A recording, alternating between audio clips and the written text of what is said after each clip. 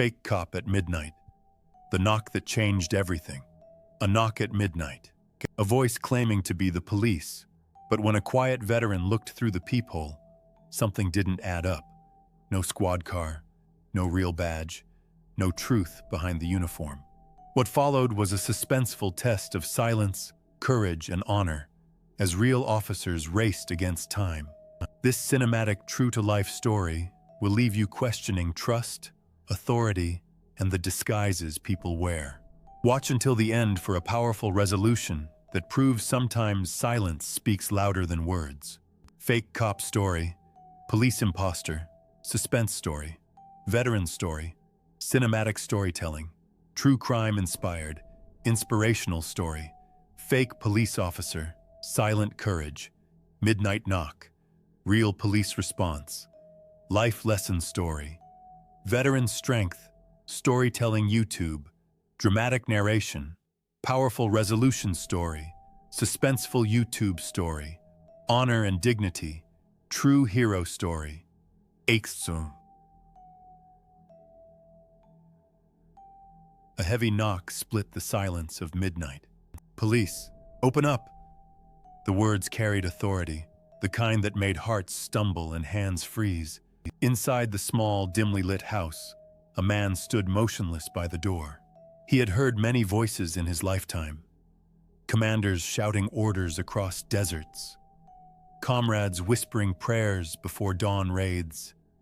The faint breath of a friend fading on the battlefield. But this voice felt different. It carried command, but no weight of truth. His eyes drifted to the peephole. No patrol car lights flashed across his lawn.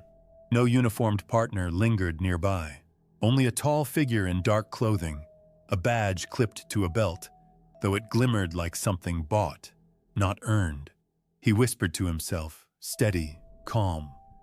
No badge is proof without the oath behind it. The knock came again, harder this time. Police, open the door, sir.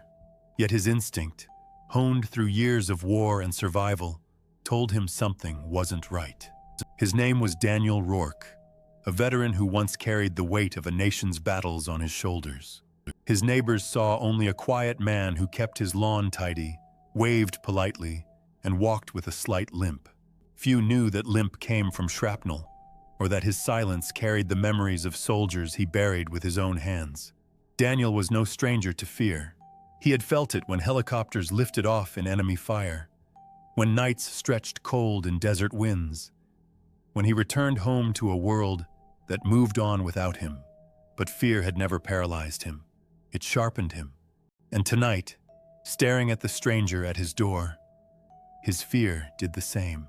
Daniel's military service had carved him into two men, the one the world saw and the one who lived inside. The one outside was calm, courteous, never seeking attention. The one inside lived with a different landscape. The sand that still stung his skin, the cries of a wounded comrade echoing through endless nights, the smell of burning fuel and iron.